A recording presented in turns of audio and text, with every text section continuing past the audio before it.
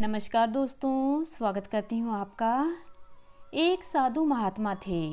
वह हर रोज नदी के किनारे एक घाट पर बैठकर चिल्लाया करते थे, जो चाहोगे वो पाओगे, जो चाहोगे वो पाओगे। जो भी व्यक्ति वहाँ से गुजरता वह साधु महात्मा को पागल समझता और उनकी बात पर कोई ध्यान ना देता।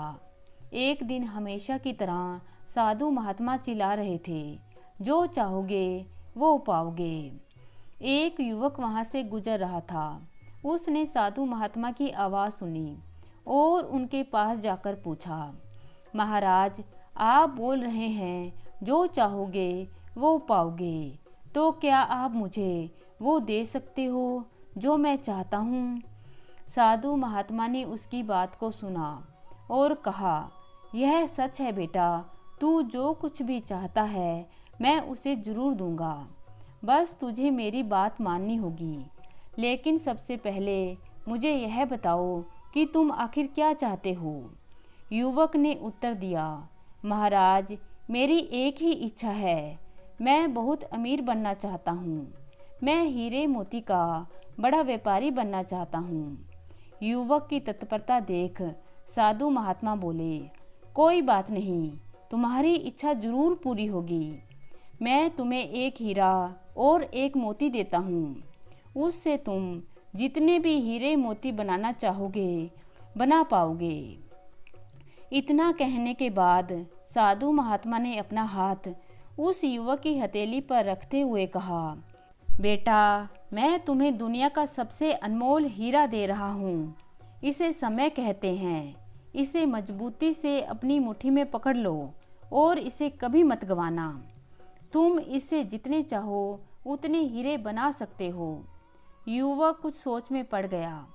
तभी साधु महात्मा उसकी दूसरी हथेली को पकड़ते हुए बोले, बेटा, यह लो, यह दुनिया का दूसरा सबसे कीमती मोती है, जिसे धैर्य कहते हैं। जब कभी समय देने के बावजूद भी तुम्हें परिणाम ना दिखाई दे तो इस दूसरे कीमती मोती का प्रयोग कर लेना। हमेशा याद रखना, जिसके पास धैर्यता का यह मोती है वह दुनिया में कुछ भी प्राप्त कर सकता है।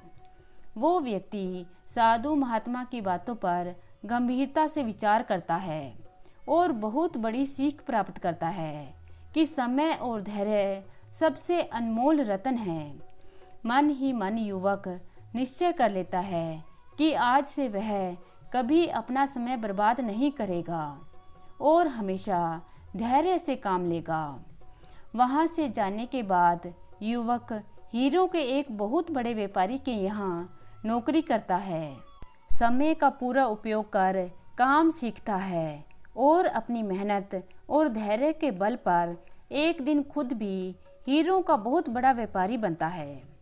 तो दोस्तों, इस कहानी से यह सीख मिलती है कि किसी भी हीरे मोती से मूल्यवान है समय और धैर्य नाम के हीरे मोती। यदि आप समय का सही उपयोग पूरे धैर्य के साथ करें तो बड़े से बड़ा लक्ष्य आसानी से प्राप्त किया जा सकता है। तो दोस्तों, कैसी लगी आज की कहानी? उम्मीद करती हूँ कि कहानी को पसंद करेंगे। अगर अच्छी लगे तो लाइक करना मत भूलिएगा। धन्यवाद।